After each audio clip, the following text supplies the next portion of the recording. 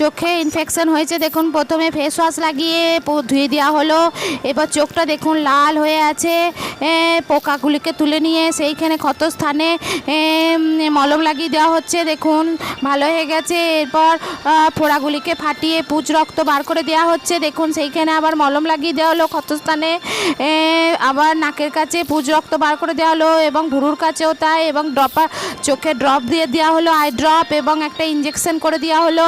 এরপর দেখুন পুরো পোকা মারার একটা ঔষধ লাগিয়ে দেওয়া হলো। ভুরুতে কত পোকা ছিল সেই পোকাগুলো মরে গেল। এরপর মেকআপ লাগিয়ে দেওয়া হচ্ছে, সুন্দর করে মেকআপ লাগিয়ে দেওয়ার পর ভুরুটি এঁকে দেওয়া হবে, দেখুন ভুরু এঁকে দেওয়া হলো এবং চোখে কাজল পরিয়ে দেওয়া হলো।